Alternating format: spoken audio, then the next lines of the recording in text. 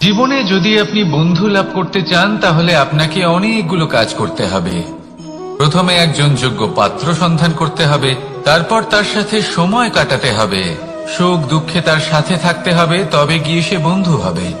কিন্তু যদি আপনি শত্রু খুঁজতে চান তাহলে কোথাও যাওয়ার দরকার নেই, কারণ আপনার সব থেকে বড় শত্রু আর কোথাও নেই, আপনারই মনের মধ্যে, আপনার চেতনায় রয়েছে। ক্রোধ, মোহ, লোভ, কাম, মদ, মাৎসর্য। এ এমন 6 সব থেকে বড় শত্রু যা আপনার আগামী 7 জন্ম নষ্ট করে দিতে পারে যদি আপনি এদের না সামলাতে পারেন।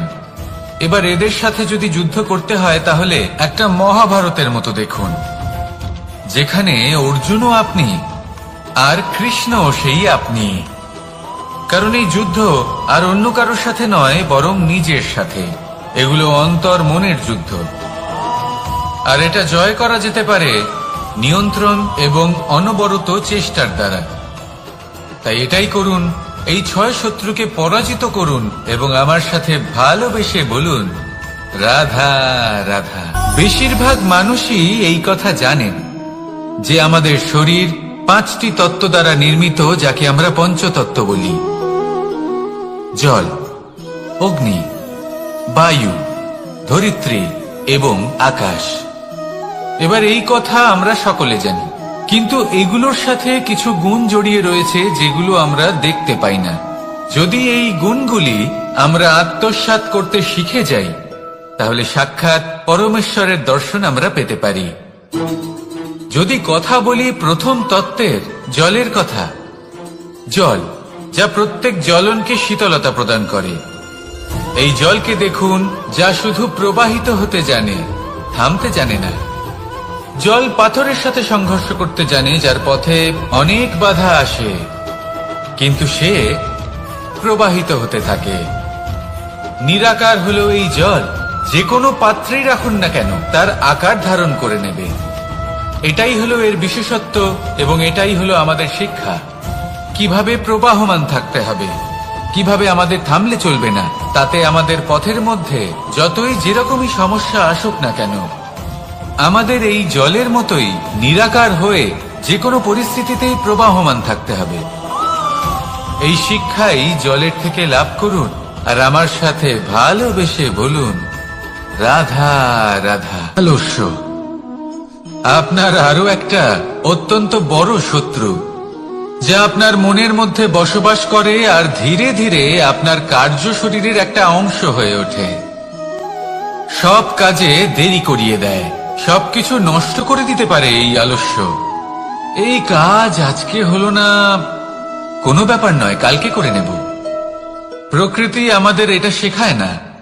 ভেবে দেখুন, যদি সূর্য এটা ভাবে যে কাল উদিত হব না, কিছুদিন পরে উদয় হব, তাহলে কি হবে? সমগ্র পৃথিবীর বিনাশ হয়ে যাবে, ঠিক কিনা? দেখুন, এই আলস্য নিয়ে খুব সুন্দর একটা কথা আছে, আলস্যস্য কুত বিদ্যা। অর্থাৎ যিনি অলস হয়ে বসে থাকেন তিনি বিদ্যা লাভ করেন না, জ্ঞান লাভ করেন না, আর জ্ঞান না থাকলে তিনি ধন অর্জন করতে পারেন না। তার জীবনে সুখ স্বাচ্ছন্দ্যের অভাব থাকে, বন্ধুর অভাব থাকে। যেখানে সুখ স্বাচ্ছন্দ্য নেই, মিত্র নেই, আপনজন নেই, জ্ঞান নেই, সেখানে আনন্দ কিভাবে বাস করতে পারে? সেই জন্য কথায় আছে, যিনি কর্ম করেন তিনি এই সংসারে যে কোনো সুখ স্বাচ্ছন্দ্য ভোগ করতে পারেন। তাই কর্ম করুন, সময়কে সম্মান করুন, আর এই আলস্যের উপর বিজয় লাভ করুন। আর আমার সাথে ভালোবেসে বলুন, রাধা রাধা। পঞ্চতত্ত্বের মধ্যে দ্বিতীয় তত্ত্ব হল ধরণী, ভূমি, যাকে আমরা ধরণী মাতা বলি। এই ধরণী ধৈর্য ধারণ করে, আর এর উপরেই আমাদের সমগ্র সংসার নির্ভরশীল। কারণ এই ভূমি সহ্য ক্ষমতা রাখে, এর সহ্য ক্ষমতা হল অপরিসীম।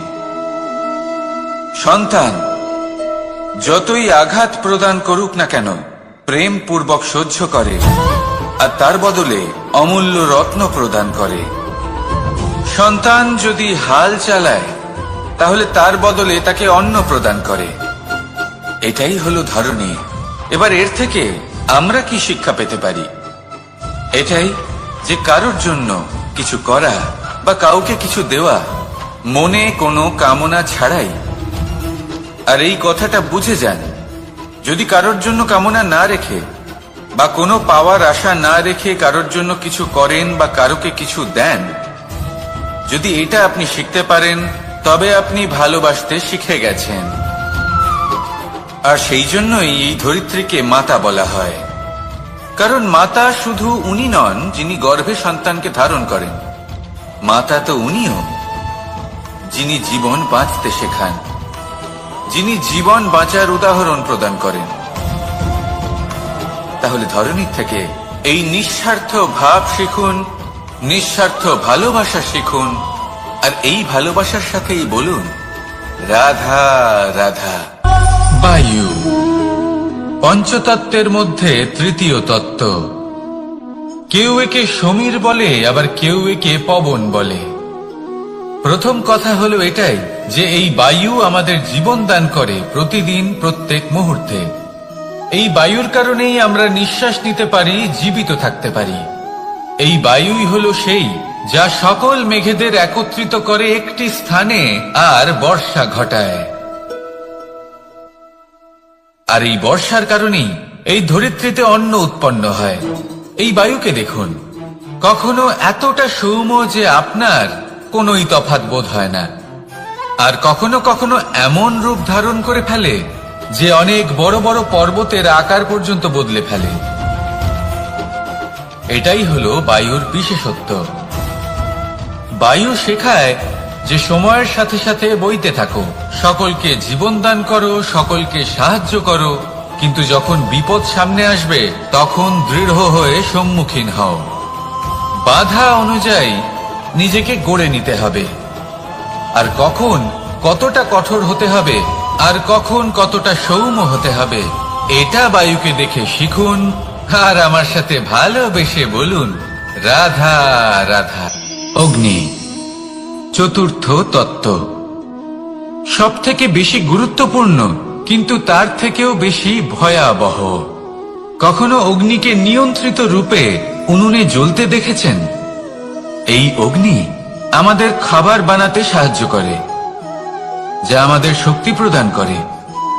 কিন্তু এই অগ্নি যখন বিচলিত হয়ে, অনিয়ন্ত্রিত হয়ে কোন বনের আগুন হয়ে ওঠে, তখন মহা বিনাশ ঘটে যায়। আপনারই অন্তরের ঊর্জা হলো এই অগ্নি। এটা আপনার শক্তিও, আপনার ক্রোধ। একে ব্যবহার কিভাবে করবেন তা আপনারই হাতে। যদি কোনো ব্যক্তি নিজের অন্তরের এই ঊর্জাকে ব্যবহার করেন শক্তির রূপে, তাহলে সে বিকাশ ঘটাতে পারে, নির্মাণ ঘটাতে পারে। কিন্তু যদি কোনো ব্যক্তি তার অন্তরের ঊর্জাকে বিধ্বংসী অস্ত্র বানিয়ে ফেলেন, তাহলে নিশ্চিত রূপে মহা বিনাশ ঘটতে পারে, যাতে বিনাশ তারও অবশ্যই হবে। অনেক বছর পূর্বে এমনই এক আগুনের দ্বারা এই সুন্দর পৃথিবীর নির্মাণ হয়েছিল, আর অনেক বছর পূর্বে এমন এক আগুনেই সমস্ত জীব এবং সংসার বিলুপ্ত হয়ে গেছিল। এবার আপনি আপনার অন্তরের ঊর্জা দ্বারা বিনাশ ঘটাতে চান নাকি নির্মাণ ঘটাতে চান, সেই সিদ্ধান্ত আপনারই। আসুন আমার সাথে ভালোবেসে বলুন রাধা রাধা। পঞ্চম তত্ত্ব, আকাশ নব ব্যোম। আসলে কোনো ভ্রম নাকি সত্য? ভ্রম তো হতে পারে না, কারণ ভ্রমের মধ্যে কেউ বাঁচতেই পারে না। আর যদি সত্য হয় তাহলে এতটাই বিশাল যে আমাদের চোখের থেকে, আমাদের ইন্দ্রিয়ের থেকে, আমাদের মস্তিষ্কের থেকে, আমাদের চিন্তা ভাবনার থেকেও অনেক ঊর্ধ্বে, যাকে আমরা বুঝতেই পারি না। এটা যতটাই বিশাল আকার, ঠিক ততটাই সরল। এই আকাশ যতই অন্ধকারাচ্ছন্ন, ততটাই আলোর প্রকাশ প্রদান করে থাকে। দেখতে গেলে এ হলো জীবনের সঞ্চালক, কিন্তু যদি ক্রুদ্ধ হয়ে যায় তাহলে প্রাণ কেড়ে নিতেও দ্বিধা বোধ করে না। এই আকাশ শুধুমাত্র পৃথিবী লোক নয়, বরং এই সমগ্র ব্রহ্মাণ্ডকে, এই সমগ্র সৃষ্টিকে, এর প্রত্যেকটা তারাকে, প্রত্যেকটা গ্রহকে একটা বিশেষ স্থান প্রদান করে। এর নিজের কোনোই অস্তিত্ব নেই, কিন্তু সকলকে অস্তিত্ব প্রদান করে। এটাই হলো এই আকাশের মাহাত্ম্য।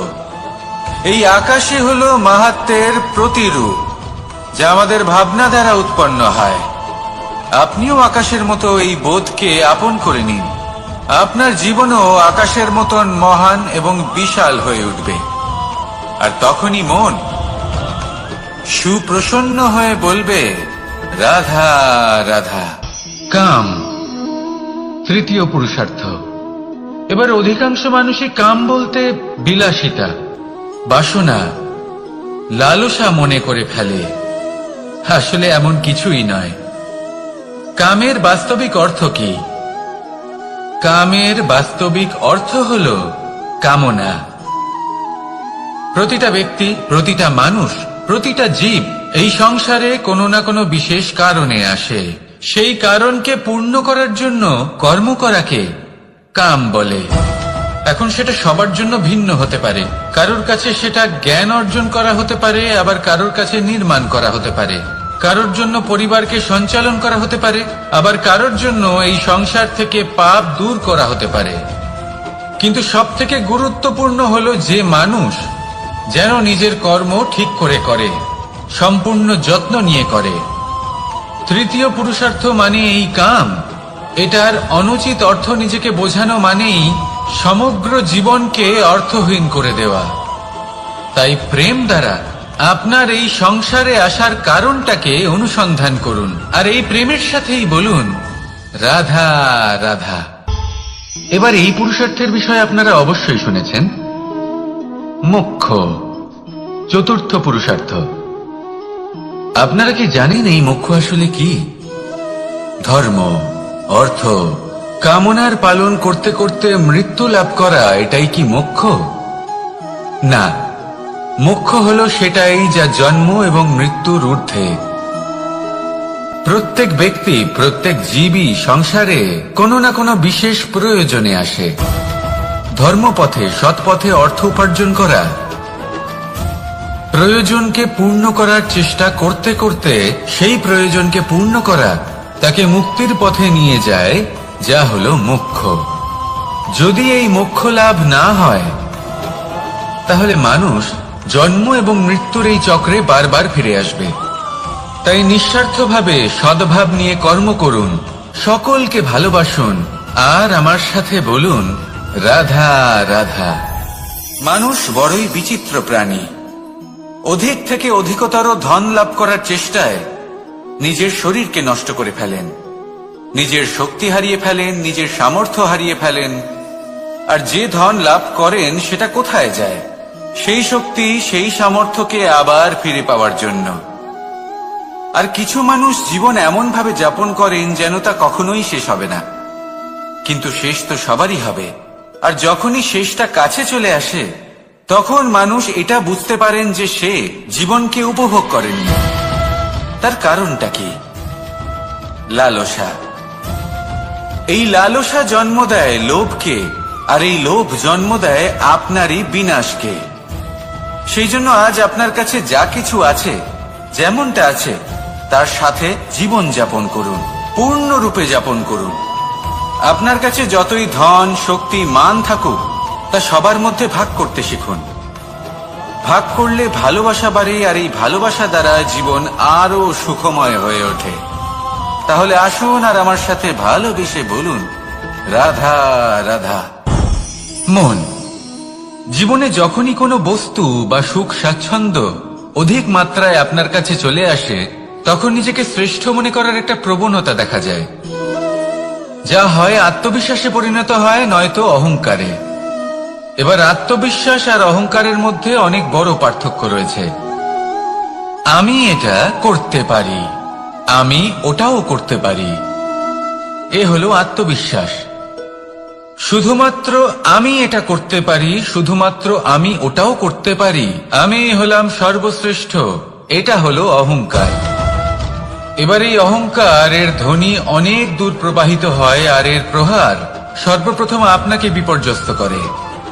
এবার এই অহংকার এর বিপরীত শব্দ হলো বিনয়, অর্থাৎ নিজের ঊর্ধ্বে উঠে অন্যের বিষয় ভাবনা চিন্তা করা, সংসারের বিষয় ভাবা। এই বিনয়ী হবার চেষ্টা করুন, একের থেকে অনেক হওয়ার চেষ্টা করুন এবং একসাথে থাকার চেষ্টা করুন। নিশ্চিত রূপেই আপনি বিকাশের কারণ হবেন। মত্ততা থেকে নিজেকে দূরে রাখুন, অহংকার থেকে নিজেকে দূরে রাখুন। এই মন প্রসন্ন হয়ে বলবে রাধা রাধা। জীবনে যখন কোনো ব্যক্তি নিজের লক্ষ্য প্রাপ্তির জন্য নিরন্তর পরিশ্রম করতে থাকেন, চেষ্টা করতে থাকেন, তখন তিনি কষ্ট অনুভব করেন, কখনো শারীরিক কষ্ট, কখনো মানসিক কষ্ট। এবার উনি এটা ভাবতে থাকেন যে আমি কি উচিত করছি নাকি অনুচিত করছি, কারণ অন্যদিকে এমন একজন ব্যক্তিও আছেন যিনি একদমই পরিশ্রম চেষ্টা করছেন না। তিনি মদিরা পান করেন, বিলাসিতায় জীবন কাটান, অলস প্রকৃতির হয়ে ওঠেন, নিদ্রাতে বিলীন হয়ে থাকেন আর ভাবেন যে তিনি সুখ লাভ করছেন। কিন্তু এরকম কেন হয়? কারণ যখন আমরা সৎ পথে থাকি, উচিত পথে চলি, লক্ষ্য প্রাপ্ত করার জন্য চেষ্টা করতে থাকি, তখন আমাদের ভেতরে থাকা নেতিবাচক শক্তি এবং পাপ এই দেহকে ত্যাগ করে দেয়। আর এই অনুভূতিটাই আমাদের দুঃখের অনুভূতি দেয়, কষ্ট দেয়। এবার সেখানে যদি আমরা কুপথে চলি, অনুচিত পথে চলতে থাকি, তাহলে আমাদের ভেতরে থাকা পুণ্য এবং ধনাত্মক শক্তি আমাদের দেহ ত্যাগ করে দেয়। আর এই অনুভূতির কারণেই আমরা সুখ অনুভব করি। কিন্তু কখনো ভাববেন যে এই সুখ বেশি সময় পর্যন্ত থাকে না। সেই জন্য সবসময় মনে রাখবেন, যদি আপনি জানেন যে এটাই আপনার লক্ষ্য, এটাই উচিত পথ, শুভ পথ, তাতে নিরন্তরভাবে এগিয়ে যেতে চেষ্টা করতে থাকুন। এই কষ্ট আপনাকে সুখের পরাকাষ্ঠায় কখন পৌঁছে দেবে তা আপনি জানতেই পারবেন না। আসুন আমার সাথে ভালোবেসে বলুন রাধা রাধা। ঈর্ষা আমাদেরই মনে বসবাস করা আরো একটা শত্রু। তবে এই শত্রু কখনো কখনো আমাদের জন্য লাভদায়কও হতে পারে, কিন্তু যদি আমরা সতর্ক না থাকি তাহলে সেটা ততটাই ঘাতক হয়ে উঠতে পারে। যদি আপনার কোনো প্রতিদ্বন্দ্বী থেকে থাকে যে এগিয়ে চলেছে, তাকে দেখে আপনার মনে ঈর্ষা উৎপন্ন হয়, আর ঈর্ষাবশত আপনি নিরন্তর চেষ্টা করতে থাকেন, পরিশ্রম করতে থাকেন সামনে এগোনোর জন্য, তাহলে তার দ্বারা আপনার বিকাশই হবে। কিন্তু যদি আপনি নিজের বিরোধীকে শেষ করতে দেওয়ার জন্য অগ্রসর হন, তাকে বিনাশ করার জন্য অগ্রসর হন, তাহলে এই ঈর্ষা প্রথমে আপনার বিনাশ অবশ্যই করবে। একটা কথা আছে, এটা পশু প্রবৃত্তি, আপনি শুধুই নিজের বিকাশের কথা ভাববেন। তিনিই হলেন প্রকৃত মানুষ, যিনি অন্য মানুষের জন্য প্রাণও দিতে পারেন। এই ঈর্ষা যদি আপনাকে বিকাশের পথে নিয়ে যেতে পারে তাহলে খুবই ভালো। যদি আপনাকে অন্য কাউকে বিনাশ করে দেওয়ার পথে অগ্রসর করে, তাহলে তার থেকে দূরে থাকাই ভালো। যেমন ধরুন, আপনার কাছে একটা সূচ আছে, যার দ্বারা আপনি ছেঁড়া কাপড়ও সেলাই করতে পারবেন বা অন্য কারোর পাত্রে ছিদ্রও করে দিতে পারবেন। আপনি কি চাইবেন, নিজের বিকাশ নাকি অন্য কারোর বিনাশ? সিদ্ধান্ত আপনারই। আসুন আর আমার সাথে ভালোবেসে বলুন রাধা রাধা। বিষ এবং অমৃত, এর ভিত্তিতেই সংসার চক্র চলতে থাকে। যখন সমুদ্র মন্থন হয়েছিল তখন এই দুই প্রাপ্ত হয়েছিল। প্রথমে বিষ পাওয়া গেল, তারপর অমৃত। জীবন মন্থন করলেও এগুলো লাভ করা যায়। এবার এই যে বিষ, তা হলো অমৃতের থেকে অনেক বেশি শক্তিশালী এবং সেই জন্যই অনেক বেশি ঘাতকও। এবার বোঝার চেষ্টা করি এই বিষ আসলে কি। যে কোনো বস্তু বা কোনো ভাব যদি মাত্রার থেকে বেশি পরিমাণে আপনার কাছে থাকে, প্রয়োজনের থেকে বেশি আপনার কাছে থাকে, তাহলে সেটা আপনার কাছে বিষ সমান হতে পারে। তা সে ধন হোক, শক্তি হোক, সম্মান হোক, ইত্যাদি ইত্যাদি। যদি আপনার কাছে এমন কিছু থেকে থাকে যা মাত্রার থেকে বেশি পরিমাণে আপনার কাছে আছে, তাহলে তাকে ভাগ করতে শিখুন। যদি আপনি ভাগ করতে শিখে যান, তাহলে এই বিষই আপনার জন্য অমৃতে পরিণত হবে, আর তাদের কাছেও অমৃত সমান হয়ে উঠবে যাদের এই সাহায্যের প্রয়োজন। তাহলে ভাগ করে নিতে শিখুন, আর আমার সাথে ভালোবেসে বলুন, রাধা রাধা। কোনো বাড়িতে, কোনো পরিবারে যখন কারোর জন্ম হয়, তখন তা কত সুখের মুহূর্ত হয়।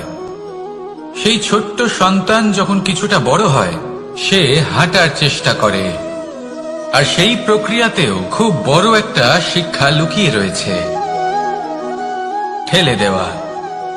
যখন আপনি হাঁটতে চান, সামনে এগোতে চান, তখন আপনি কি করেন? নিজের পায়ের তলার যে মাটি, তাকে আপনি পেছনে ঠেলে দেন। ব্যাস, এই একই জিনিস তো জীবনেও শিখতে হবে। এবার যদি আপনি জ্ঞানের পথে অগ্রসর হতে চান, তাহলে অজ্ঞানতাকে পেছনে সরিয়ে দিতে হবে। যদি আপনি প্রকাশের দিকে এগোতে চান, তাহলে অন্ধকারকে পেছনে সরিয়ে দিতে হবে। যদি আপনি ভবিষ্যতে সফল হতে চান, তাহলে অতীতের যে অসফলতাগুলিকে পেছনে সরিয়ে দিতে হবে। যে জল বইতে বইতে থেমে যায়, তাকে আমরা নালা বলে থাকি, তার থেকে দুর্গন্ধ বের হয়। কিন্তু যে জল বইতেই থাকে, তাকেই আমরা পবিত্র জল বলি। তাহলে আপনিও কর্ম করতে থাকুন, কখনো থামবেন না, আর আমার সাথে ভালোবেসে বলুন, রাধা রাধা। যোগাসন। যোগাসনে আসন অত্যন্ত গুরুত্বপূর্ণ।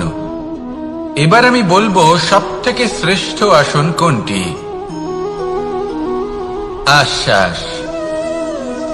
নিজেকে আশ্বস্ত করতে থাকুন যে আমি আছি, সব ঠিক হবে, যা হচ্ছে ভালোর জন্য হচ্ছে।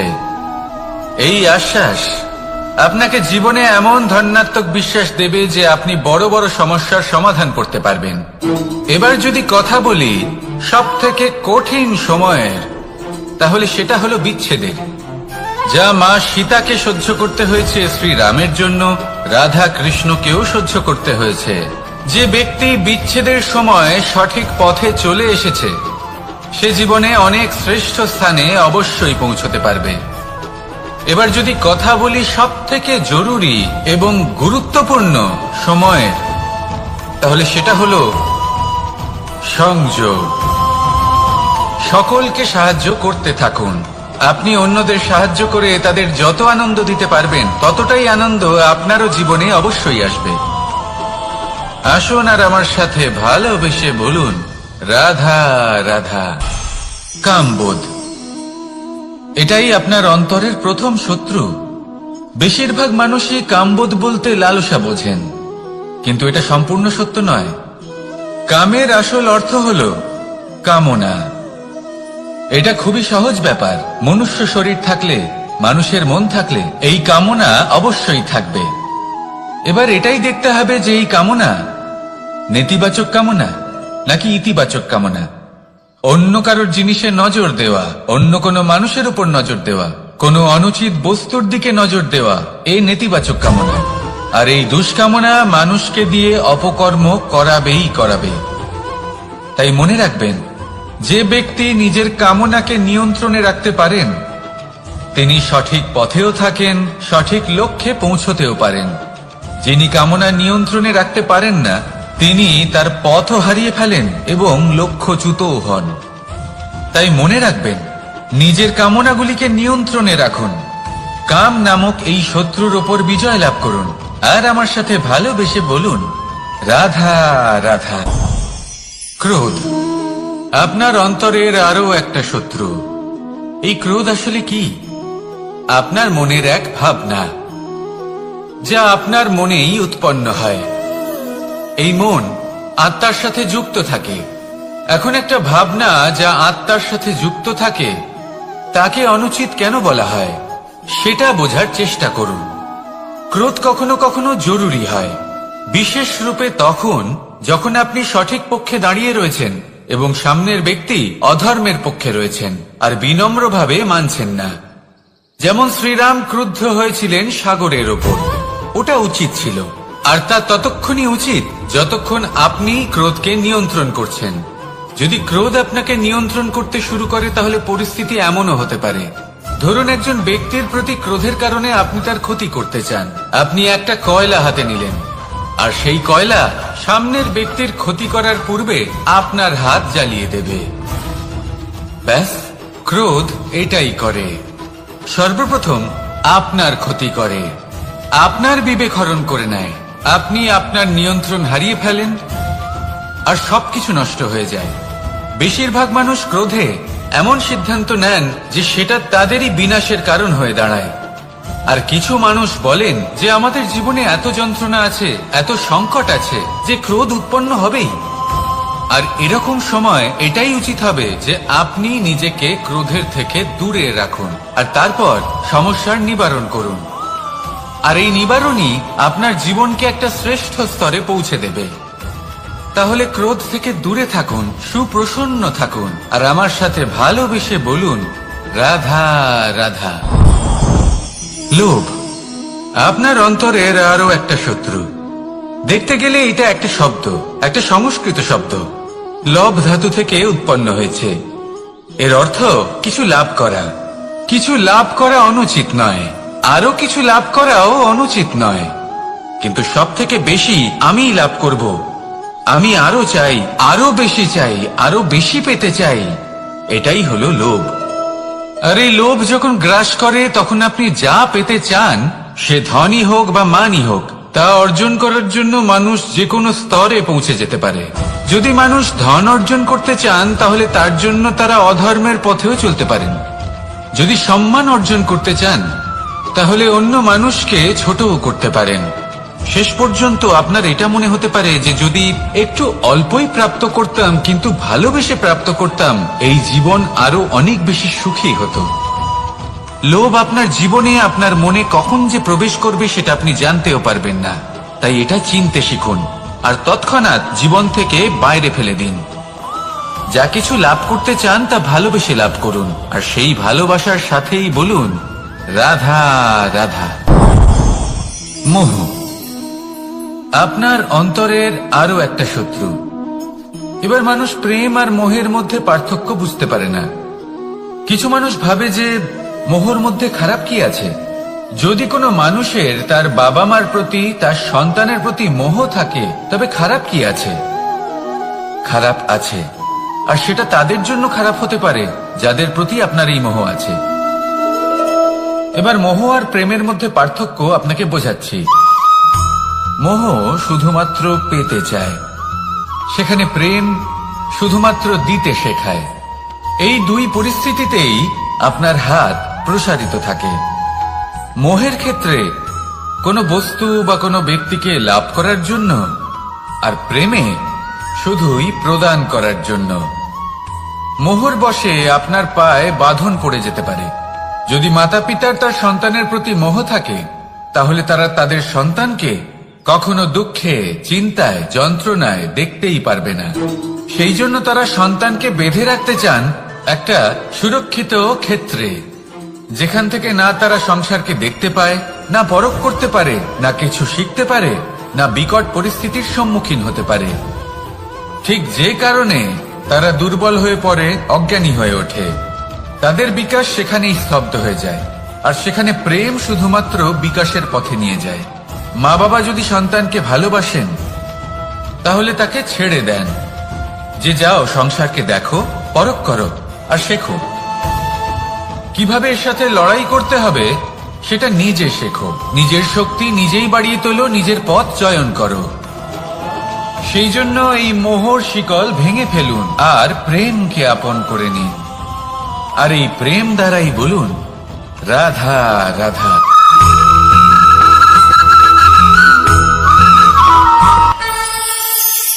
একবার একটা শেয়াল বনে বিচরণ করছিল। ও একটা ছোট্ট শাবক দেখতে পেল। ও ভাবলো আজ একেই আমি খাবার হিসেবে গ্রহণ করব। আশেপাশে দেখলো কেউ দেখছে না তো, কেউ ছিল না, আর সেই শাবকের ওপর আক্রমণ করল। যা হলো একটা ঘোর অপরাধ। বনের নিয়ম অনুসারে আপনি কখনোই শাবকের উপর আক্রমণ করতে পারেন না। তারপর এই খবরটা যখন রাজা সিংহ জানতে পারলেন, সভার আয়োজন করলেন। কিন্তু সেখানে শেয়াল বলল, আমি তো এরকম কিছু করিনি। কিন্তু যদি আপনি এরকম বলেন, কোনো প্রমাণ দিন, এর কোনো সাক্ষী আছে? তখন রাজা সিংহ পেঁচাকে ডেকে পাঠালেন, যে সেই মুহূর্তে বৃক্ষের শাখার ওপর বসেছিল। সে সব কিছু দেখেছিল। পেঁচা সব সত্যি কথা বলল, আর শেয়ালকে মৃত্যুদণ্ড দেয়া হলো। এবার এই কাহিনী আমি আপনাকে কেন শোনালাম? কারণ মানুষও কখনো কখনো এরকম কর্ম করেন যা শিয়াল করেছে।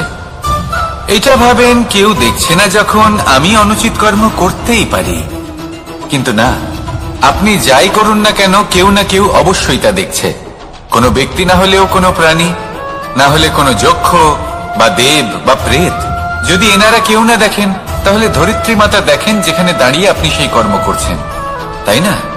তাই একটা কথা সবসময় মনে রাখবেন, কে দেখছেন কে দেখছেন না সেই বিষয়ে ভাবা ছেড়ে দিন। এটা খুব সহজ কথা। আপনি যদি উচিত কর্ম করেন, উচিত ফল পাবেন। যদি অনুচিত কর্ম করেন, তাহলে আপনি অনুচিত ফল অবশ্যই পাবেন।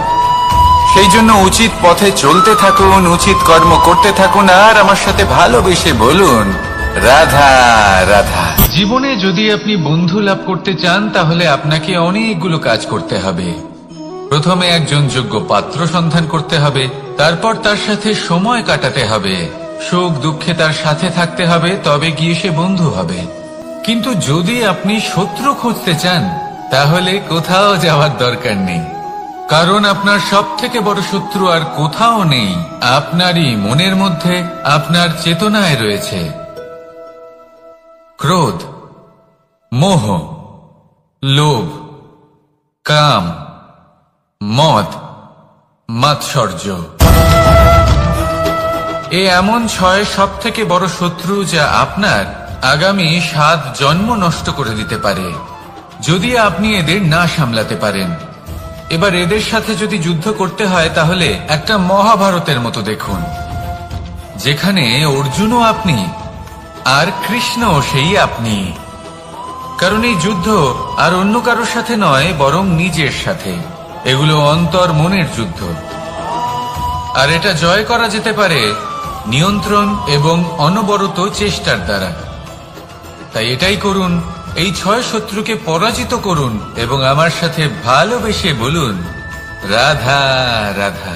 বেশিরভাগ মানুষই এই কথা জানেন যে আমাদের শরীর 5টি তত্ত্ব দ্বারা নির্মিত, যাকে আমরা পঞ্চতত্ত্ব বলি: জল, অগ্নি, বায়ু, ধরিত্রী এবং আকাশ। এবার এই কথা আমরা সকলে জানি, কিন্তু এগুলোর সাথে কিছু গুণ জড়িয়ে রয়েছে, যেগুলো আমরা দেখতে পাই না। যদি এই গুণগুলি আমরা আত্মসাৎ করতে শিখে যাই, তাহলে সাক্ষাৎ পরমেশ্বরের দর্শন আমরা পেতে পারি। যদি কথা বলি প্রথম তত্ত্বের, জলের কথা, জল যা প্রত্যেক জ্বলনকে শীতলতা প্রদান করে। এই জলকে দেখুন, যা শুধু প্রবাহিত হতে জানে, থামতে জানে না। জল পাথরের সাথে সংঘর্ষ করতে জানে, যার পথে অনেক বাধা আসে, কিন্তু সে প্রবাহিত হতে থাকে। নিরাকার হলো এই জল, যে কোনো পাত্রেই রাখুন না কেন, তার আকার ধারণ করে নেবে। এটাই হলো এর বিশেষত্ব, এবং এটাই হলো আমাদের শিক্ষা। কিভাবে প্রবাহমান থাকতে হবে, কিভাবে আমাদের থামলে চলবে না, তাতে আমাদের পথের মধ্যে যতই যেরকমই সমস্যা আসুক না কেন, আমাদের এই জলের মতোই নিরাকার হয়ে যে কোনো পরিস্থিতিতেই প্রবাহমান থাকতে হবে। এই শিক্ষাই জলের থেকে লাভ করুন, আর আমার সাথে ভালোবেসে বলুন, রাধা রাধা। আলস্য আপনার আরো একটা অত্যন্ত বড় শত্রু, যা আপনার মনের মধ্যে বসবাস করে আর ধীরে ধীরে আপনার কার্য শরীরের একটা অংশ হয়ে ওঠে। সব কাজে দেরি করিয়ে দেয়, সবকিছু নষ্ট করে দিতে পারে এই আলস্য। এই কাজ আজকে হলো না, কোনো ব্যাপার নয়, কালকে করে নেব। প্রকৃতি আমাদের এটা শেখায় না। ভেবে দেখুন, যদি সূর্য এটা ভাবে যে কাল উদিত হব না, কিছুদিন পরে উদয় হব, তাহলে কি হবে? সমগ্র পৃথিবীর বিনাশ হয়ে যাবে, ঠিক কিনা? দেখুন, এই আলস্য নিয়ে খুব সুন্দর একটা কথা আছে, আলস্যস্য কুত বিদ্যা। অর্থাৎ যিনি অলস হয়ে বসে থাকেন তিনি বিদ্যা লাভ করেন না, জ্ঞান লাভ করেন না, আর জ্ঞান না থাকলে তিনি ধন অর্জন করতে পারেন না। তার জীবনে সুখ স্বাচ্ছন্দ্যের অভাব থাকে, বন্ধুর অভাব থাকে। যেখানে সুখ স্বাচ্ছন্দ্য নেই, মিত্র নেই, আপনজন নেই, জ্ঞান নেই, সেখানে আনন্দ কিভাবে বাস করতে পারে? সেই জন্য কথায় আছে, যিনি কর্ম করেন তিনি এই সংসারে যে কোনো সুখ স্বাচ্ছন্দ্য ভোগ করতে পারেন। তাই কর্ম করুন, সময়কে সম্মান করুন, আর এই আলস্যের উপর বিজয় লাভ করুন। আর আমার সাথে ভালোবেসে বলুন, রাধা রাধা। পঞ্চতত্ত্বের মধ্যে দ্বিতীয় তত্ত্ব হল ধরণী, ভূমি, যাকে আমরা ধরণী মাতা বলি। এই ধরণী ধৈর্য ধারণ করে, আর এর উপরেই আমাদের সমগ্র সংসার নির্ভরশীল। কারণ এই ভূমি সহ্য ক্ষমতা রাখে, এর সহ্য ক্ষমতা হল অপরিসীম। সন্তান যতই আঘাত প্রদান করুক না কেন, প্রেম পূর্বক সহ্য করে, আর তার বদলে অমূল্য রত্ন প্রদান করে। সন্তান যদি হাল চালায়, তাহলে তার বদলে তাকে অন্ন প্রদান করে। এটাই হলো ধরণী। এবার এর থেকে আমরা কি শিক্ষা পেতে পারি?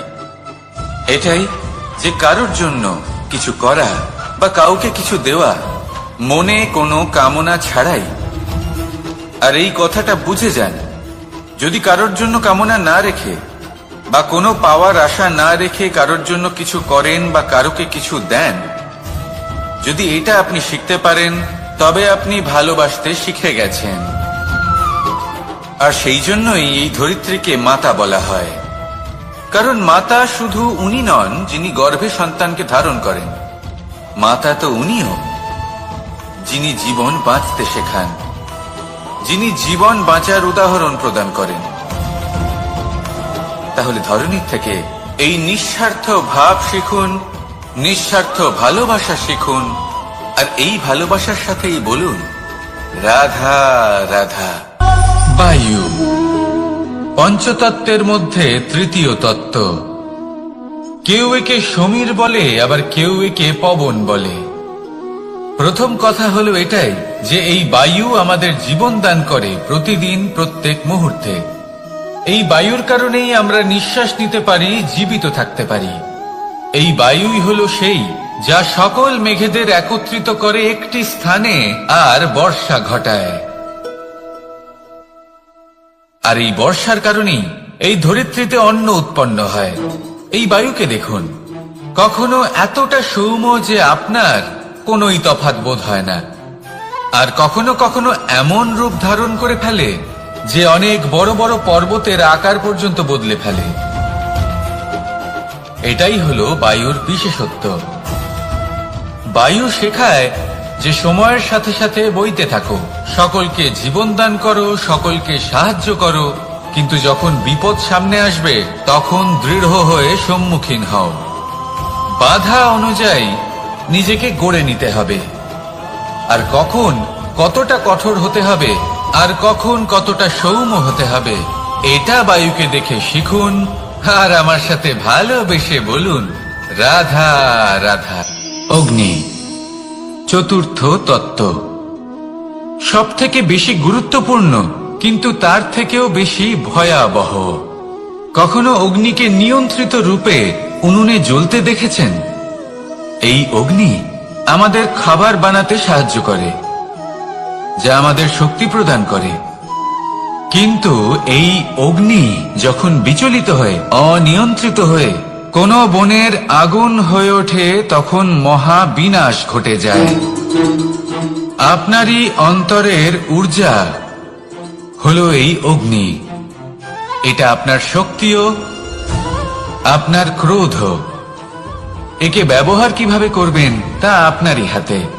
যদি কোনো ব্যক্তি নিজের অন্তরের এই ঊর্জাকে ব্যবহার করেন শক্তির রূপে, তাহলে সে বিকাশ ঘটাতে পারে দুঃখ কি, ভয় কি, এদের কিছুটা এইভাবে ভাবা যেতে পারে। জীবনে যখনই আপনি কিছু একটা লাভ করবেন, তখন সেটা হারানোর ভয় তার সাথেই চলে আসে। যেমন আপনি যদি ধন অর্জন করেন, ধন হারানোর ভয় তার সাথেই চলে আসে। সম্পত্তি অর্জন করলে সেটা লুট হবার ভয় তার সাথেই চলে আসে। আর এটা জীবনের সাথেও হয়। যেই মুহূর্তে আপনি জন্ম নেন, মৃত্যুর ভয় তার সাথেই চলে আসে। জন্ম না নিলে মৃত্যু কিভাবে হবে? মৃত্যুর ভয় কোথা থেকে আসবে? এবার এই ভয় কি সেটা আপনাকে বুঝিয়ে বলি। এই ভয় যদি মনের মধ্যে থাকে, জীবনে থাকে, তাহলে যা কিছু লাভ করবেন, সুখ, সম্পত্তি, সুবিধা, ধন, এইগুলি লাভ করার একটা আনন্দ থাকে, এদের সাথে জীবনযাপন করার একটা আনন্দ থাকে। এই ভয় সেই আনন্দ আপনার থেকে কেড়ে নেয়। ধরে নিন কাল আপনার মৃত্যু হতে চলেছে। এবার কালকের মৃত্যুর ভয় আজই মনে পুষে রাখলে, তাহলে এই ভয় আজকের সুখ, আজকের শান্তি আপনার থেকে কেড়ে নেবে। ভয় এটাই করে। সেই জন্য মনে রাখবেন, ভয়ের সঙ্গ আপনি ত্যাগ করে দিলে জীবন যাপনের যে সুখ তা চিরকাল আপনার সাথে থাকবে। আসুন আর আমার সাথে ভালোবেসে বলুন, রাধা রাধা।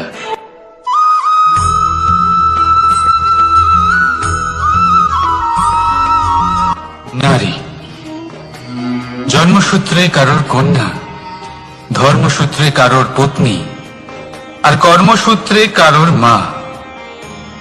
আমাদের মনে এই ছবি আঁকা রয়েছে একজন নারীকে নিয়ে, তাই না? একটা অতুলনীয় ভূমিকা রয়েছে নারীদের আমাদের জীবনে, আর নারী ছাড়া আমরা কিছুই নই। কিন্তু অধিকার, সেখানে আমরা একটা ভুল করে বসি। যখন নারী একজন কন্যা থাকে, যখন সে জন্ম নেয়, তখন তার ওপর অধিকার থাকে তার পিতার। আর তারপর যখন বিয়ে হয়ে যায়, তখন তার অস্তিত্বের ওপর অধিকার থাকে তার স্বামীর। আর যখন তিনি মা হন, তখন নিজেই তিনি জীবনের সমস্ত অধিকার দিয়ে দেন তার সন্তানকে। কিন্তু আমরা কি কখনো এটা ভেবেছি, এই জীবন হলো তার নিজের? যে নারী সবার কল্যাণ করছেন, তার জীবনের অধিকারও তার কাছেই থাকা উচিত, তাই না? তার নিজের জীবনের সিদ্ধান্ত সে নিজেই নিতে পারেন, নিজেই নিজের ভাগ্যের রচয়িতা হতে পারেন। আর এর জন্য আমাদের নিজেদের পাল্টাতে হবে, দৃষ্টিভঙ্গি পাল্টাতে হবে। কারণ এই ধারণা সেটা আজ বা কালকের ব্যাপার নয়, এটা ঘটে চলেছে বহু বছর ধরে, আর চলতেই থাকবে যদি আমরা এটা না বদলাই। আর এটা তখনই সম্ভব হবে যখন আমরা নিজেদের মধ্যে পরিবর্তন আনব। তাই আজকের পর থেকে, এই মুহূর্ত থেকে, কোনো নারীর ওপর অকারণ অধিকার স্থাপনের আগে সহস্রবার ভেবে দেখবেন। কারণ যখন নারী নিজের অধিকার কেড়ে নিতে বাধ্য হবেন, তখন শুধু এবং শুধুমাত্র বিনাশই ঘটবে। রাধা রাধা।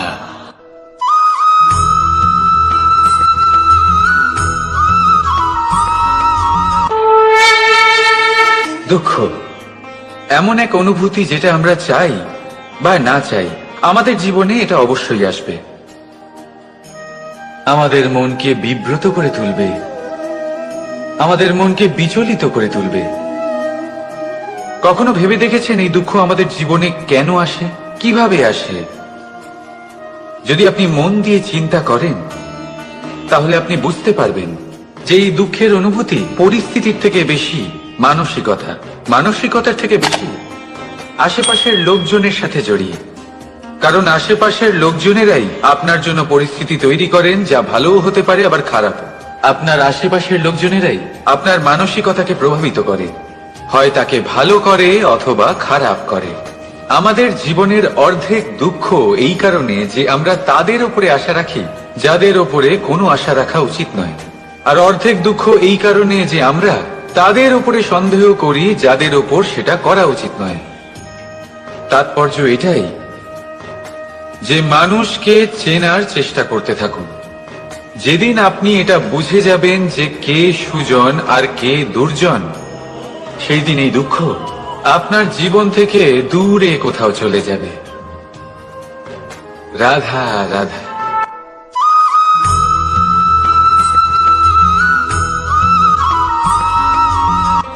প্রেম এই সংসারে এসেছিল এই সংসারকে প্রেমের শিক্ষা দেওয়ার জন্য, এই জীবনের সুখের অনুভূতি আসলে কি তা শেখানোর জন্য। কিন্তু যদি সত্যি কথা বলি, তো আমি নিজেই প্রতিদিন প্রেমের নতুন নতুন স্বরূপ দেখতে পাই, প্রেমের একটা নতুন অনুভূতি প্রত্যেক নতুন দিনে। আর তার কারণ হলো এই প্রেম অনন্ত, এ হলো দৈব। প্রেম হলো এই সংসারের সব থেকে বড় ঢাল এবং সব থেকে বড় অস্ত্র।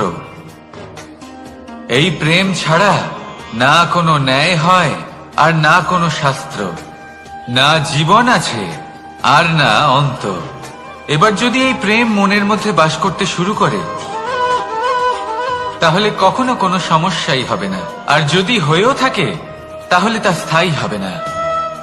এই প্রেম কি না করতে পারে? এই প্রেম সমস্ত সমস্যা মিটিয়ে ফেলতে পারে, আপনার মনের মধ্যে অহংকারকেও বিনাশ করে দিতে পারে, আপনাকে সাক্ষাৎ ঈশ্বরের সাথে দেখা করাতে পারে। তাই প্রেমের দ্বারা প্রয়াস করতে থাকুন, এই সংসারের প্রত্যেক মানুষকে, প্রত্যেক বস্তুকে, প্রত্যেক জীব জন্তুকে ভালোবাসবেন। আর এই প্রেমের দ্বারাই বলুন রাধা রাধা।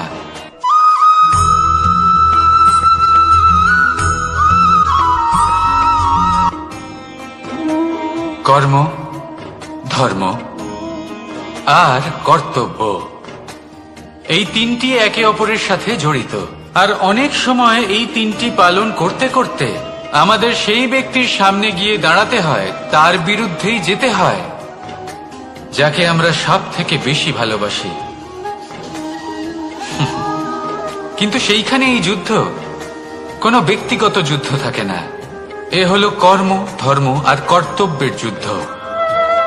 এটা সরল নয়, অত্যন্ত কঠিন হয় তার সম্মুখীন হওয়া যাকে আমরা সব থেকে বেশি সম্মান করি। কিন্তু আমাদের তো আমাদের ধর্মের পথে চলতেই হবে, কারণ আমরা কর্মবদ্ধ, কর্তব্যবদ্ধ, আর এটাই করা উচিত। শুধু এটুকু মনে রাখবেন, যদি আপনার উদ্দেশ্য শুভ হয়, আপনার ভাবনা শুভ হয়, আপনি যদি কর্ম, ধর্ম আর কর্তব্যের পথে অগ্রসর হন, তাহলে এই প্রক্রিয়াতে যদি আপনাকে আপনার আরাধ্যেরও সামনে দাঁড়াতে হয়, তাহলেও আপনার কোনো ক্ষতি হবে না। তাহলে আসুন আর আমার সাথে ভালোবেসে বলুন রাধা রাধা।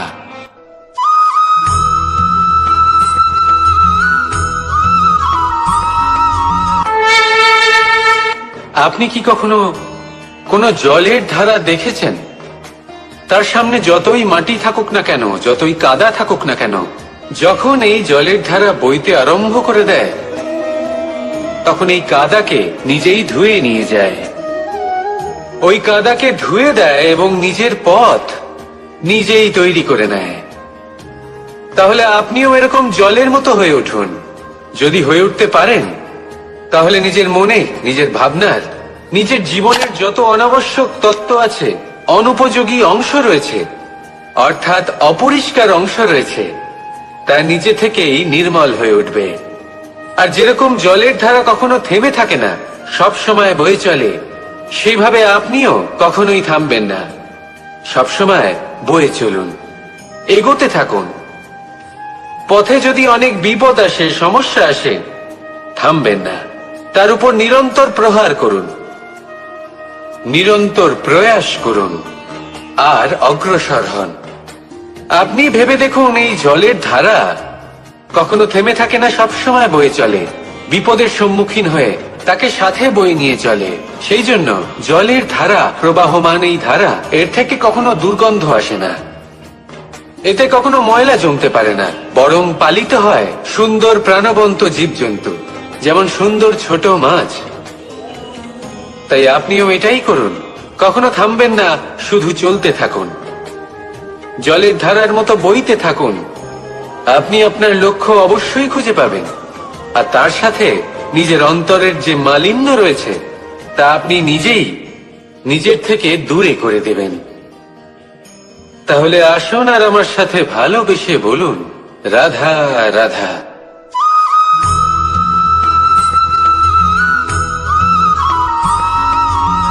আমরা যে মানুষকে চাই, যাকে আমরা ভালোবাসি, তাকে একটা উপহার অবশ্যই দিতে চাই।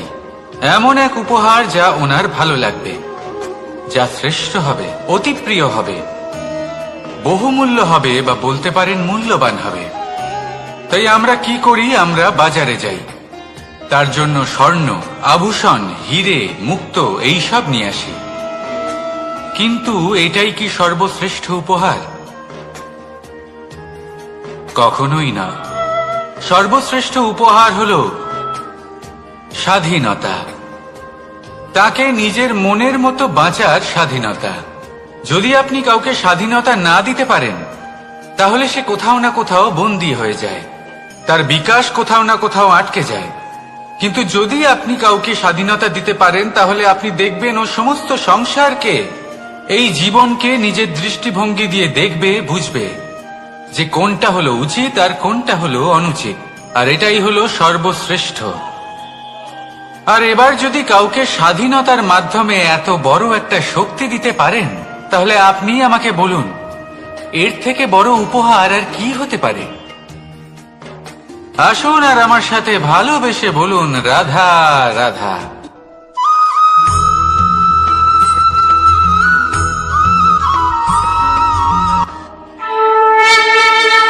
এই সংসারে আমাদের জীবনের সবথেকে বড় দোষ কি আপনি জানেন? কেউ বলবেন লোভ, কেউ বলবেন লালসা, কেউ বলবেন অসত্য। দেখুন, দুঃখের মূল কারণ হলো পরিশ্রম না করা। কিছু মানুষ ভাবেন যে আমি জীবনে কোনো পরিশ্রম করব না, অথচ আমি সবকিছু প্রাপ্ত করতে চাই। আর এমন এক কারণের জন্যই দূতের মতো খেলা আমাদের জীবনে প্রবেশ করার সুযোগ পায়। দূত। এই দূত আসলে কি? দূত অর্থাৎ কোনো পরিশ্রম ছাড়াই অন্য কেউ পরিশ্রম করে যা অর্জন করেছেন, যে সুখ সুবিধা অর্জন করেছেন, তা নিজের জন্য শুধুমাত্র একটা খেলার মাধ্যমে নিজের করে নেওয়ার ইচ্ছে। আর এই ইচ্ছে অত্যন্ত বিনাশকারী হতে পারে। এই ইচ্ছে যদি আপনার বিবেক, আপনার মন, আপনার চেতনা, আপনার ভাবনা প্রবাহিত করে ফেলে, তারপরে আপনি চেষ্টা করতে শুরু করে দেবেন, আর সেইখান থেকেই আপনার পতন শুরু হবে। এই চেষ্টা করবেন যে অন্য কারোর জীবনের সমস্ত ধন, তার সমস্ত জীবন সম্পূর্ণভাবে নিজের করে নেওয়া। কারণ প্রথমে আশা জাগ্রত হয়, আর এই আশা হতাশায় পরিণত হতে সময় লাগে না। এই হতাশা কুণ্ঠায় পরিণত হতে সময় লাগে না, কুণ্ঠা লোভে পরিণত হতে সময় লাগে না, আর এই লোভ প্রতিশোধ স্পৃহাতে পরিণত হতে সময় লাগে না। আর যখন এই সব কিছু হয়, আপনি দুষ্ট হয়ে যান। আর সবাই জানেন যে প্রত্যেক দুষ্ট ব্যক্তির পতন হলো অবশ্যম্ভাবী। তাই নিজেকে দূতের থেকে দূরে রাখুন আর পরিশ্রমকে নিজের কাছে টেনে নিন। জীবনে আপনার যা যা স্বপ্ন রয়েছে, যা আপনি করতে চান, শুধুই পরিশ্রম দ্বারা অর্জন করুন। তাহলে তাই করুন, আর আমার সাথে ভালোবেসে বলুন, তাহলে দুঃখের সময়, তার সংকটের সময় তাকে সঙ্গ দিন আর পাশে এসে দাঁড়ান। এই মন প্রসন্ন হয়ে বলবে, রাধা রাধা।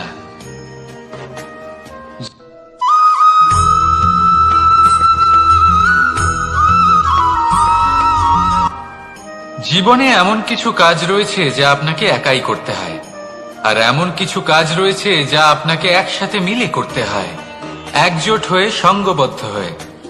এবার সঙ্গবদ্ধ বলতে কি বোঝাতে চাইছি?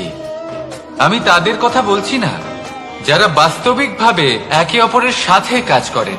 আমি তাদের কথা বলছি যারা একে অপরের থেকে দূরে থেকেও একে অপরকে বিশ্বাস করেন। আমি আগেও বলেছিলাম, সমস্ত বিশ্বের আশা বিশ্বাসেই বসবাস করে, তাই না?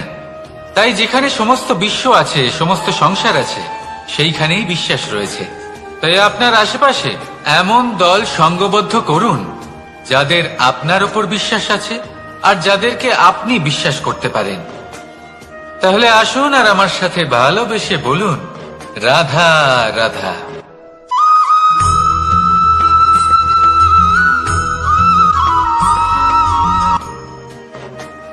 জীবনে সবথেকে বেশি গুরুত্বপূর্ণ বস্তু কি? বাড়ি। বাহন, সোনা, ধন। যদি আমি সত্যি বলি তাহলে জীবনে সব থেকে বেশি গুরুত্বপূর্ণ বস্তু কোনো বস্তুই নয়। যদি কিছু গুরুত্বপূর্ণ থাকে তাহলে তা হলো অনুভূতি, করুণা, মিত্রতা, মাতৃত্ব, বাৎসল্য, আর সব থেকে বেশি গুরুত্বপূর্ণ ভালোবাসা। নিজেদের এই জীবনে যদি আপনি শুধুমাত্র বস্তুর খেলাতে মেতে থাকেন তাহলে জীবনে আনন্দ কখনোই থাকবে না। নিজের এই জীবনকে অনুভূতির পীঠস্থান বানিয়ে তুলুন। এই মুখ প্রসন্ন হয়ে বলবে, রাধা রাধা।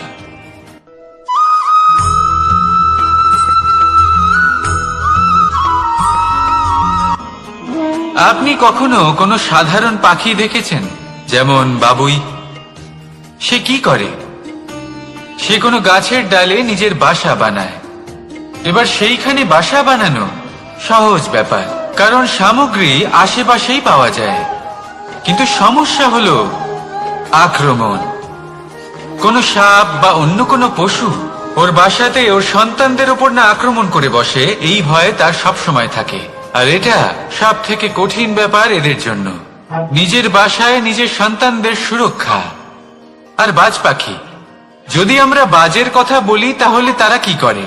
বাজ পাখি কোনো উঁচু পাহাড়ের শিখরে, কোনো পাথরের খাঁজে নিজের বাসা তৈরি করে। এবার ওখানে বাসা বানানো একেবারেই সহজ ব্যাপার নয়, কারণ সামগ্রী আশেপাশে পাওয়া যায় না, দূর থেকে নিয়ে আসতে হয়।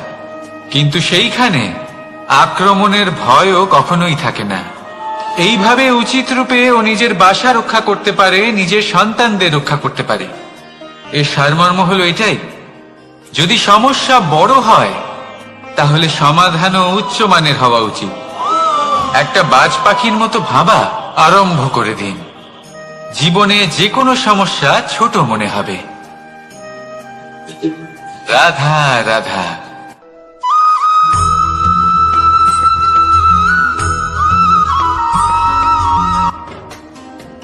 যখনই কোনো ঘূর্ণিঝড় আসে, কোনো প্রলয়ে আসে, তখন দেখবেন তা কত বৃহৎ প্রভাব ফেলে, কত বড় বিনাশ ঘটায়, বিধ্বংস সৃষ্টি করে। যখন বন্যা আসে তখন কত গভীর প্রভাব ফেলে, কত সর্বনাশ ঘটায়। নদীর পাড়ও ভেঙে বয়ে নিয়ে যায়। সেখানে কোনো গাছকে দেখুন, শান্তভাবে দাঁড়িয়ে থাকে, চুপ করে, আর নিজের কাজ করে, ছায়া প্রদান করে, ফল প্রদান করে, কোনো শব্দ না করেই নীরবে কর্ম করে। যদি নদীর কথা বলি, নদী যখন বয়ে চলে খেতে জল প্রদান করে, বনস্পতিদের প্রাণ প্রদান করে, আমাদের পানীয় জল দেয়। এত মহান কাজ করে কোনো শব্দ না করে, নীরবতার সাথে। এ হলো এক শিক্ষা যে এই সংসারে যারাই মহান কর্ম করেন তারাই নীরব থেকে সেই কর্ম করতে থাকেন, কারণ ওনারা জানেন যে গুরুত্বপূর্ণ প্রচার নয় বরং কর্ম।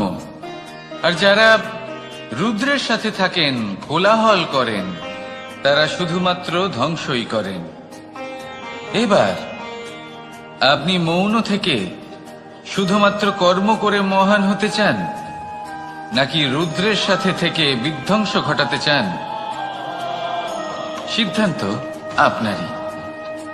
আসুন আর আমার সাথে ভালোবেসে বলুন, রাধা রাধা।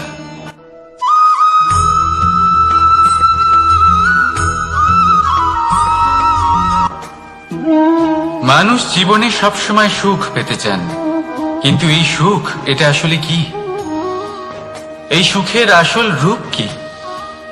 আমি বলি, সুখের আসলে দুটি রূপ হয়, বাহ্যিক সুখ, আত্মিক সুখ। আর এটা ঠিক তেমনই হয় যেরকম আমাদের শরীরের সাথে জড়িত ছায়া আর আমাদের শরীরের মধ্যে বসবাসকারী আত্মার। যদি ছায়ার কথা ভেবে দেখেন তাহলে বুঝতে পারবেন, আমাদের শোবার সময় ভোরবেলা এই ছায়া অনেক বড় হয়ে যায়। যখন এই সূর্য মাথার উপরে চলে আসে, তার তাপ বেড়ে যায়, তখন এই ছায়া ছোট হয়ে যায়। আর যেই অন্ধকার নেমে আসে, এই ছায়া আপনার সঙ্গ ত্যাগ করে। এরকমই হয় বাহ্যিক সুখ। আর এবার কথা বলি আমাদের শরীরের মধ্যে বসবাসকারী এই আত্মা। এই আত্মা কখনো আমাদের সঙ্গ ত্যাগ করে না, সব সময় আমাদের সাথে জড়িয়ে থাকে। এরকমই হয় আত্মিক সুখ, যা সব সময় আমাদের সাথে থাকে। আত্মিক সুখ কারোর সেবা করে, আত্মিক সুখ কাউকে সাহায্য করে, আত্মিক সুখ প্রেম বোধের, যা কখনো আমাদের সঙ্গ ত্যাগ করে না। সেখানে বাহ্যিক সুখ, যতক্ষণ আপনি সম্পন্ন কিছু মানুষ এবং সুবিধার সাথে আছে, এই বাহ্যিক সুখ আপনার সাথে থাকবে। সম্পন্নতা চলে গেলে, মানুষজন চলে গেলে, সুখ সুবিধা চলে গেলে বাহ্যিক সুখও চলে যায়।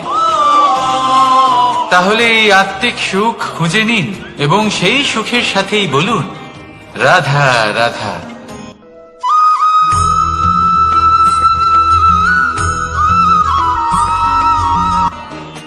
আপনি জীবনে কি হবেন সেটা আপনার পরিশ্রম, আপনার নিরন্তর প্রয়াস আর আপনার নির্বাচিত দিশার উপর নির্ভর করে না। এটা নির্ভর করে আপনার সঙ্গতির উপরেও। এই সঙ্গতি যা হলো অত্যন্ত গুরুত্বপূর্ণ। প্রকৃতিও আমাদের এটাই শেখায় বিভিন্ন উদাহরণ দিয়ে।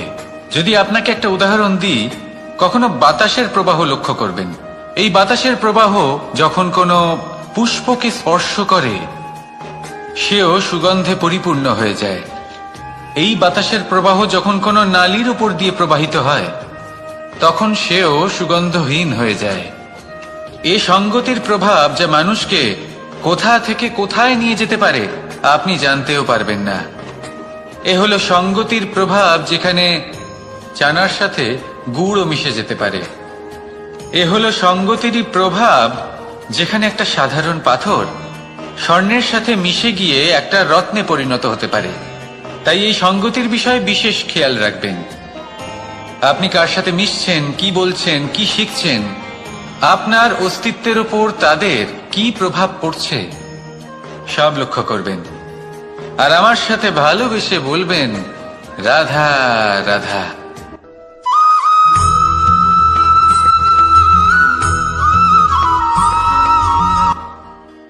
মানুষ এক অত্যন্ত বিচিত্র প্রাণী। পরিকল্পনা করে, ষড়যন্ত্র করে, প্রচেষ্টা করে, কাউকে পরাজিত করার চেষ্টাও করে। সাপকে একটা দড়ি মনে করে হাতে চেপে ধরার চেষ্টা করে, কিন্তু একটা কথা বুঝতেই পারে না, সময়ের এই সাপ এটা হাতে চেপে ধরাই যায় না। আর আপনি যা করবেন তা আবার ফিরে আসবে আপনারই সামনে। দেখুন, এতে কিছুই যায় আসে না যে আপনি কুম্ভকারের পুত্র নাকি কৃষ্ণের পুত্র। যদি আপনি অনুচিত কর্ম করেন তাহলে আপনার সাথেও অনুচিতই হবে। অশুভ কর্ম করলে আপনার সাথেও অশুভই হবে। কুরু বংশ অত্যন্ত মহান বংশ ছিল। এই কুরু বংশ কি হলো তার সাথে? একটা গোটা বংশ বয়ে গেল, কারণ ওনাদের উদ্দেশ্য অশুভ ছিল। অন্যদিকে 5 জন বনবাসী পাণ্ডব মহাভারত বিজয়ী হলেন, কারণ তাদের উদ্দেশ্য শুভ ছিল। তাই মনে রাখবেন, শুভ অগ্নি প্রজ্বলিত করবেন, শুভ তাপ সঞ্চার হবে। অশুভ অগ্নি প্রজ্বলিত করবেন, নরকেই জ্বলতে হবে। তাহলে আসুন আর আমার সাথে ভালোবেসে বলুন রাধা রাধা।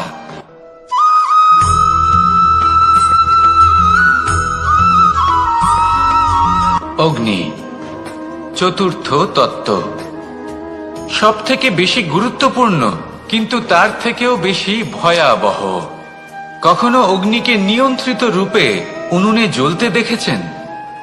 এই অগ্নি আমাদের খাবার বানাতে সাহায্য করে, যা আমাদের শক্তি প্রদান করে। কিন্তু এই অগ্নি যখন বিচলিত হয়ে, অনিয়ন্ত্রিত হয়ে কোন বনের আগুন হয়ে ওঠে, তখন মহা বিনাশ ঘটে যায়। আপনারই অন্তরের ঊর্জা হলো এই অগ্নি। এটা আপনার শক্তিও, আপনার ক্রোধ। একে ব্যবহার কিভাবে করবেন তা আপনারই হাতে। যদি কোনো ব্যক্তি নিজের অন্তরের এই ঊর্জাকে ব্যবহার করেন শক্তির রূপে, তাহলে সে বিকাশ ঘটাতে পারে, নির্মাণ ঘটাতে পারে। কিন্তু যদি কোনো ব্যক্তি তার অন্তরের ঊর্জাকে বিধ্বংসী অস্ত্র বানিয়ে ফেলেন, তাহলে নিশ্চিত রূপে মহা বিনাশ ঘটতে পারে, যাতে বিনাশ তারও অবশ্যই হবে। অনেক বছর পূর্বে এমনই এক আগুনের দ্বারা এই সুন্দর পৃথিবীর নির্মাণ হয়েছিল, আর অনেক বছর পূর্বে এমন এক আগুনেই সমস্ত জীব এবং সংসার বিলুপ্ত হয়ে গেছিল। এবার আপনি আপনার অন্তরের ঊর্জা দ্বারা বিনাশ ঘটাতে চান নাকি নির্মাণ ঘটাতে চান, সেই সিদ্ধান্ত আপনারই। আসুন আমার সাথে ভালোবেসে বলুন, রাধা রাধা।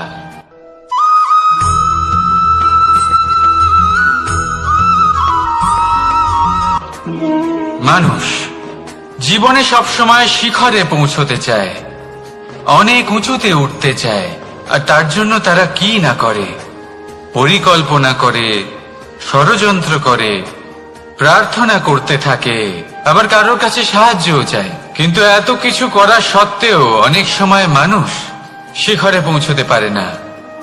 যদি পৌঁছেও যায় তাও খুব তাড়াতাড়ি নিচে নেমে আসে। এর কারণ কি? একটা উদাহরণ দিয়ে বোঝানো যাক। এই হলো ময়ূর পেখম, আর এই হলো পাথর। যদি এই পেখমকে হাওয়ায় ছুঁড়ে দিই তবে ও উড়তে থাকে, কিন্তু এই পাথর অতি শীঘ্রই মাটিতে নেমে আসে। এর কারণ কি? ভার। এই পাথর হলো ভারী, আর এই শিক্ষাই আমাদের গ্রহণ করতে হবে। ঠিক এইভাবেই যদি আমাদের মন দ্বন্দ্ব আর অহংকার দ্বারা পরিপূর্ণ হয়ে থাকে, তাহলে তা কখনোই শিখরে পৌঁছবে না। পৌঁছে গেলেও খুব শীঘ্রই মাটিতে নেমে আসবে। তাই এই মনকে হালকা করতে শিখুন, অহংকারকে, এই হিংসাকে ত্যাগ করুন। তারপর উঁচুতে উড়ে তো দেখুন কত উঁচুতে উঠতে পারবেন আপনি। আসুন আমার সাথে ভালোবেসে বলুন, রাধা রাধা।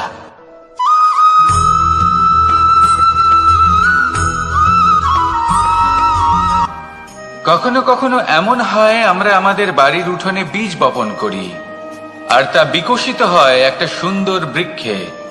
তার শাখাগুলি প্রতিবেশীর বাড়ি পর্যন্ত পৌঁছয়। ফলের বর্ষণ প্রতিবেশীর বাড়িতেও হয়ে থাকে, আর আমরা ভাবি গাছ আমরা উৎপন্ন করব আর ফল খাবেন আপনারা। এই কেমন কথা হলো? আপনাকে এই কথা বুঝতে হবে যে এসব হলো ভৌতিক বস্তু, সাংসারিক বস্তু। কখনো নিজের বাড়ির বাগানে ভালোবাসার গাছ বপন করে দেখুন, তার শাখাও প্রতিবেশীর বাড়ি পর্যন্ত পৌঁছবে, ফলের বর্ষণ সেখানেও হবে। কিন্তু সেই ফল চাইতে আপনাকে যেতে হবে না, সেই ফল দ্বিগুণ মাত্রায় আবার আপনার কাছেই ফিরে আসবে। তাই নিজের বাড়িতে আর নিজের মনে ভালোবাসার গাছ উৎপন্ন করুন। এই জীবন প্রসন্ন হয়ে বলবে, রাধা রাধা।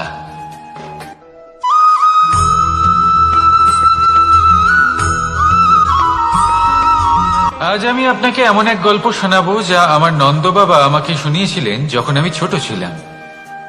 কাহিনী একজন সাধু আর একজন বিছের। একবার এক সাধু নদীর পাড়ে স্নান করছিলেন। উনি দেখলেন যে জলের প্রবাহে একটা বিছে ভেসে যাচ্ছে। তার প্রাণ বাঁচানোর জন্য উনি তাকে তুলে নদীর পাড়ে রাখার চেষ্টা করলেন, কিন্তু যেই সেই বিছেকে উনি হাতে তুললেন, সেই বিছে ওনাকে কামড়ে দিল। সাধু আবার চেষ্টা করলেন, সেই বিছেকে হাতে নেওয়াতে সে আবার তাকে কামড়ে দিল। আরো একবার চেষ্টা করাতে ওনার শিষ্য ওনাকে জিজ্ঞেস করল, এ আপনি কি করছেন গুরুদেব? এসব কি হচ্ছে? আপনি তারই প্রাণ বাঁচানোর চেষ্টা করছেন যে আপনাকে কামড়ে দিচ্ছে। গুরুদেব উত্তর দিলেন যে ও বিছে হয়েই নিজের কর্ম করছে, নিজের প্রবৃত্তি, নিজের ব্যবহার বদলাচ্ছে না। তাহলে আমি সাধু হয়ে তা কেন বদলাবো? এর তাৎপর্য হলো সরল, যে সংসারে কিছু মানুষ আছেন যারা হয়তো খারাপ, দুষ্ট প্রকৃতির, আর হয়তো তারা কখনোই বদলাবেন না, কখনোই কোনো পরিবর্তন আসবে না। কিন্তু তার মানে এই নয় যে আমরা আমাদের কর্ম করা ছেড়ে দিই, আমরা আমাদের প্রচেষ্টা ছেড়ে দেব। আগে না, আমাদের তো করতেই হবে, কারণ ইতিহাস সাক্ষী আছে যে এই চেষ্টা এই সংসারের ধারাকেও বদলে দিতে পারে। তাহলে আপনিও আসুন আর আমার সাথে ভালোবেসে বলুন, রাধা রাধা।